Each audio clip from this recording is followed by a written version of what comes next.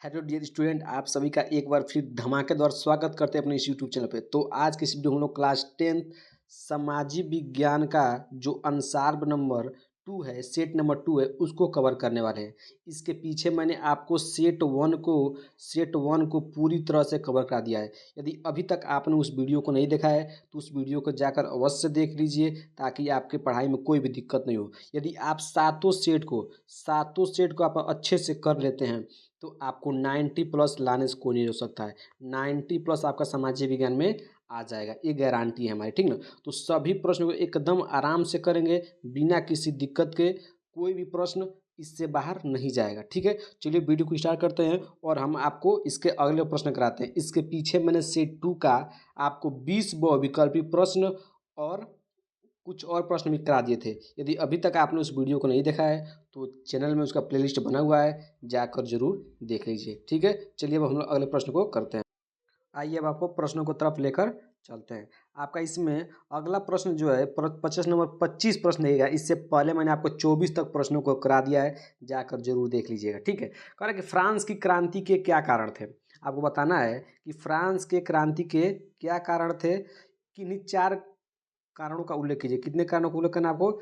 4 कारणों का क्या करना है? उल्लेख करना है, ठीक है। सबसे पहले आपको लिखना है, हेडिंग में लिखना है कि राजनीतिक कारण। क्या लिखना है? राजनीतिक कारण। आपको हेडिंग देना है, उसके बाद आपको क्या करना है? लिखना है। उसमें लिखना है राजनीतिक कारण, बस आपको ज़्यादा नहीं लिखना है, थोड़ा सा लिखना है कि फ्रांस के राजा लुई 16वें निरंकुश थे। क्या थे? निरंकुश थे और अश्लील जीवन जीते थे। इससे जनता में निराशा पैदा हो गई थी।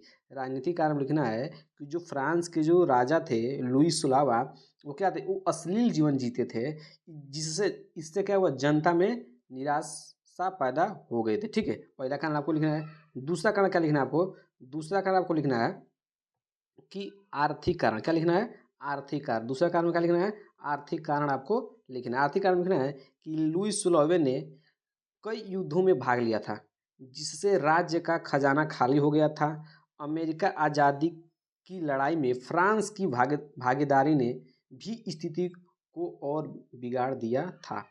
क्या कह रहा है कि लुई 16वें ने कई युद्धों में भाग लिया था, जिससे राज्य का जो खजाना था वो खाली हो गया था। अमेरिका की लड़ाई में फ्रांस की भागीदारी ने भी स्थिति को और भी बिगाड़ दिया था, ठीक है ना। दूसरा कारण हो गया। अब आपको तीसरा कारण में क्या लिखना है? अब आपको तीसरा कारण क्या लिखना है? 4 कारण पूछा है ना, तीसरा कारण लिखना है फसल विफलता। क्या था? फसल विफलता में क्या लिखना, ध्यान समझिएगा, फसल विफलता। लिखना है आपको कि 1770 और 1780 के दशक में लगातार फसल खराब की वजह से किसानों की स्थिति और भी बदतर हो गई थी। क्या हो गई थी? बदतर हो गई थी, मतलब खराब हो गई थी, ठीक है। इससे खाद्य पदार्थों की कीमतें बढ़ गई और पूरे देश में गरीबी बढ़ी।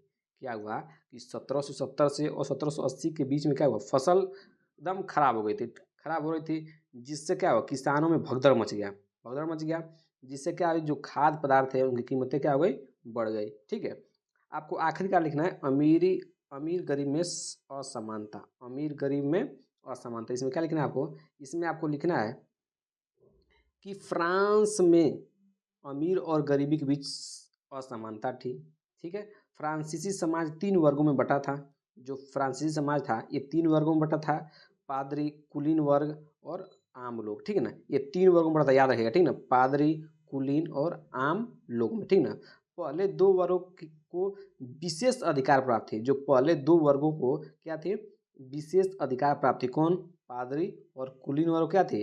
विशेष वर्ग प्राप्त थे, ठीक ना। मतलब इनको मतलब हर एक चीज़ में छूट था, ठीक है, लेकिन जो आम जनता थी उसको नहीं थी, ठीक है। तो ये रहा आपका ये वाला प्रश्न। प्रश्न आपको अच्छे से समझ में आ गए होंगे। इसमें आपको बस 4 ही कारण लिखना था, 4 लिख देंगे, पूरा आपको फुल नंबर मिल जाएगा इसमें, ठीक है। तो चलिए हम लोग इस तरह अगले प्रश्न को देखते हैं। अगला प्रश्न क्या है?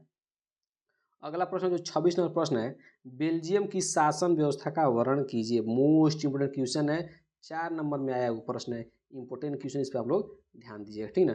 कह रहा है कि बेल्जियम की शासन व्यवस्था का वर्णन कीजिए, ठीक है। इसमें लिखना है कि बेल्जियम यूरोप में स्थित एक देश है।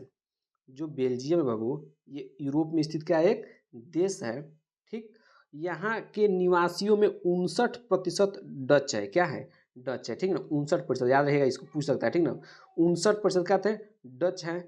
अर्थात डच बहुसंख्यक है, मतलब इसमें ज़्यादा बहुसंख्यक मतलब अधिक जनसंख्या में क्या है, डच है, ठीक है ना। बेल्जियम, जो बेल्जियम के लोग बाबू, ठीक, बेल्जियम, इसका नाम क्या लिखना है आपको, अब लिखना है आगे कि बेल्जियम, बेल्जियम की जो बेल्जियम के पड़ोसी देश नीदरलैंड, फ्रांस एवं जर्मनी है।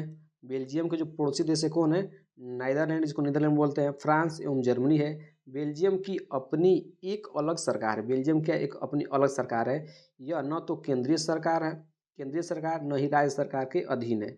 जो बेल्जियम जो है ये न तो केंद्रीय सरकार के अधीन है और ना ही राज्य सरकार के अधीन है, ठीक है।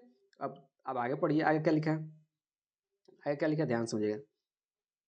आगे कह रहा है कि यह किसी दूसरी सरकार द्वारा नियंत्रित नहीं है, अतः सत्ता की साझेदारी का प्रश्न ही नहीं उठता, ठीक ना। सत्ता साझेदारी का होता प्रश्न ही नहीं उठता, ठीक है। अतः बेल्जियम में राज्य सरकार केंद्रीय सरकार के अधीन नहीं है।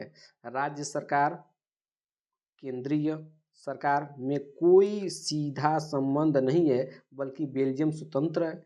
ब्रुसलेस, क्या थे, ब्रुसलेस जो बेल्जियम की राजधानी है, क्या है, ब्रुसेल्स, ब्रुसेल्स, ठीक ना, ब्रुसेल्स क्या है, बेल्जियम की राजधानी, याद रखेगा इसको, ठीक ना। उसका प्रभाव बेल्जियम की राज्य सरकारों पर नहीं है, ठीक ना, बेल्जियम की राज्य सरकारों पर नहीं है। ये बस आपको इतना ही लिखना है, आपको पूरा फुल नंबर मिल जाएगा, ठीक ना। इतना आसान लैंग्वेज आपको कहीं नहीं मिलेगा, ठीक ना। ये पूरा छाँट छाँट के लिखा गया इसको, ताकि आपको याद करने में कोई भी दिक्कत ना हो, ठीक है। तो आपका 26वां प्रश्न भी क्लियर हो गया, इसमें कोई दिक्कत आपको नहीं होनी चाहिए, ठीक है। इस तरफ अगला प्रश्न देखते हैं।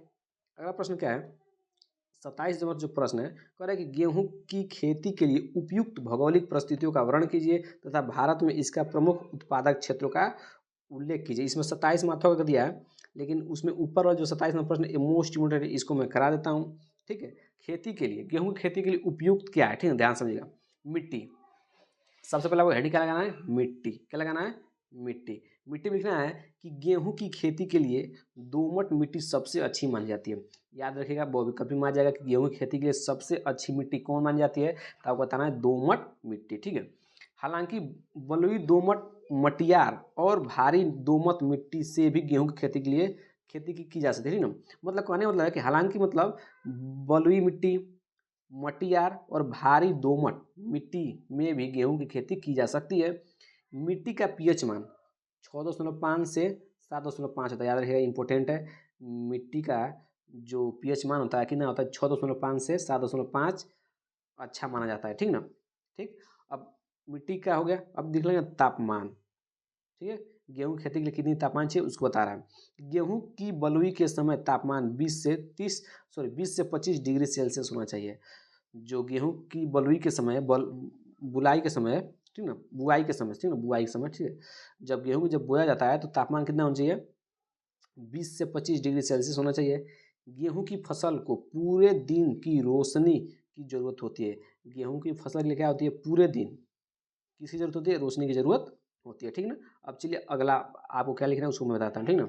अगला आपको लिखना है सिंचाई, क्या लिखना है, सिंचाई। फिर अगला पॉइंट आपको बीज दर लिखना है, ठीक ना। 4 पॉइंट बस लिखना है आपको, सिंचाई और बीज दर, ठीक है, सिंचाई और बीज दर आपको लिखना है, ठीक है। चलिए देखिए इसमें क्या लिखना है, गेहूं की खेती मुख्य रूप से सिंचाई पर आधारित होती है। किस पर आधारित होती है, सिंचाई पर आधारित होती है। गेहूं की खेती के लिए जल निकासी और सिंचाई का उचित प्रबंध होना चाहिए।